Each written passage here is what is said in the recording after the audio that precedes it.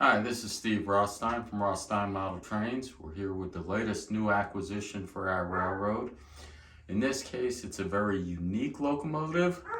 And by unique, I mean they only made one of them in the prototype. The real ones only had one. It's unique to us because it's a Broadway limited brass and plastic hybrid.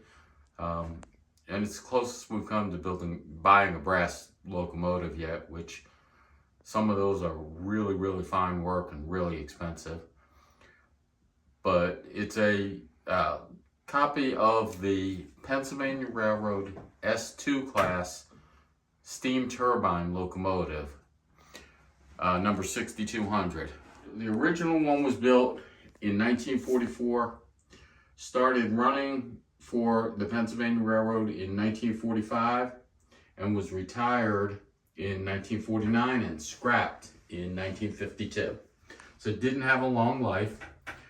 What was really unique about it was that it was a steam-powered, coal-burning steam-powered turbine engine, instead of the commonly used pistons for steam power. So some of the things you'll notice on it are that it is not going to have any chuffing sound like you get from the pistons going back and forth. It's just a smooth whine of the turbine. The wheel configuration is what's called a 6-8-6. That's 6 wheels on the front truck, leading truck, 8 drive wheels, and 6 wheels on the trailing truck. That came about because the engine got to be too heavy. It was originally designed as a 4-8-4 configuration, like the FEFs that UP used. But since it was built during the middle of World War II, there were metal shortages and the lighter metals weren't available, so it got so heavy they had to put the extra axles on the trucks to get the weight going. Steam turbines, kind of unusual. They are direct drive, which meant it had to have 2 turbines on it. One for going forward and a different one for going reverse instead of gears that switched or changed the pistons around or whatever. So it's a little unusual that way. At high speed, the turbine was very efficient. 97% of the steam's power was actually used in the turbines, and only 3% was lost in transmission. But the problem was, because it was direct drive, you only got that efficiency at high speed.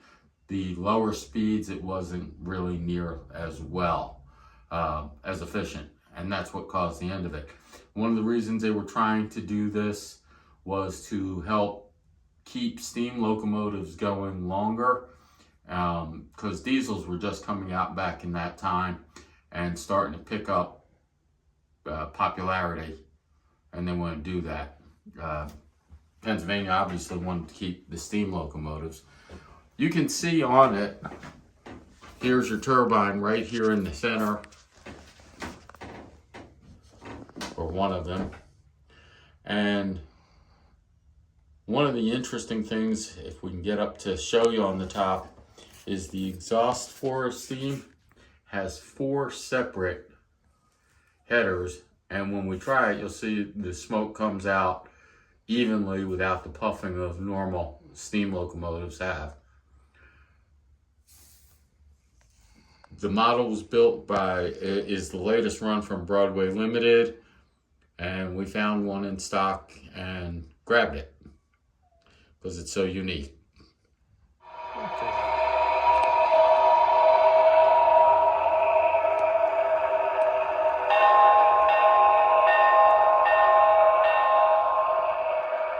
So we're going to try and do a couple of the different sounds. That's the horn. We're going in the horn.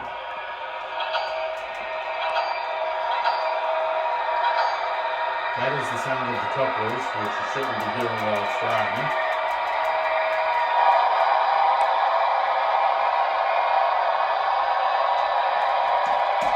Air pumps working.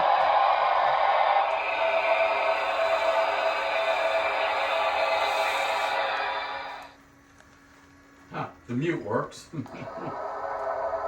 And the front headlight's on. Oh, good. The reason I said that with a little surprise is we noticed that the front headlight wasn't working earlier, and now it is. Which means I don't have to take it back. Must have been a loose cable. Yeah.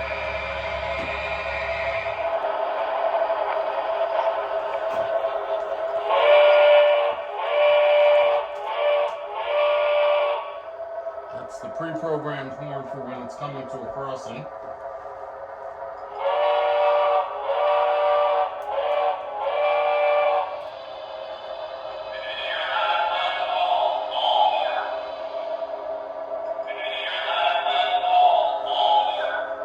As with some of the others, it does have the radio chatter,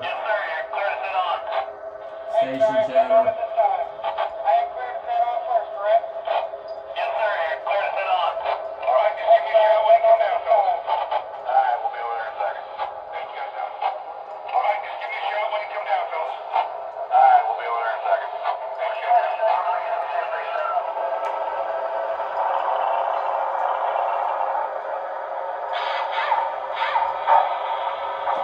Sounds of some lumber mill and some industry.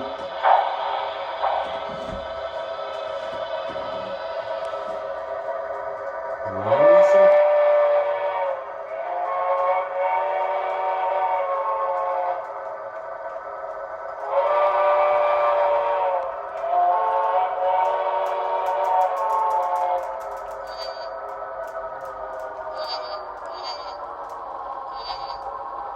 The brakes good. So we have everything working.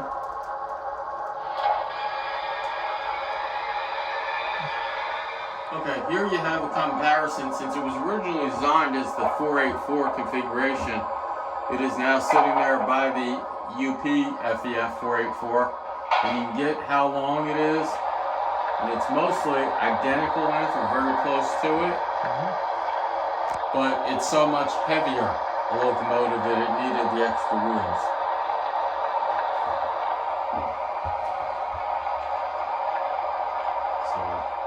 So here you have another interesting comparison. This one is the steam turbine versus the diesel turbine.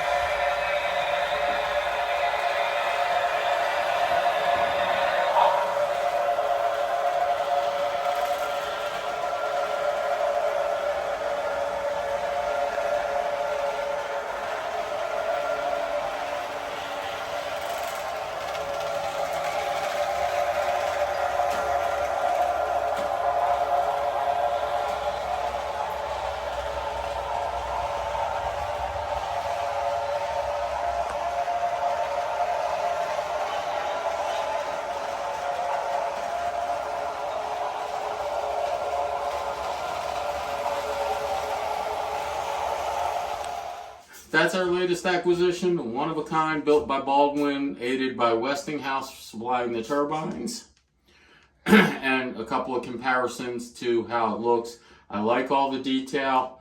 The brass model, brass hybrid, is impressive, though as with the museum class, some of the detail on it seems a little fragile to me. We're going to have to be careful with it. But they did a good job. They got the smoke coming out smoothly instead of showing chuffs. They got the sound, I assume, right. It sounds right to me, like I can hear the turbines spooling up and so on. And it's a good looking model. And that's all we got for today. Thank you for your support and continued watching. I appreciate it. Have a nice day.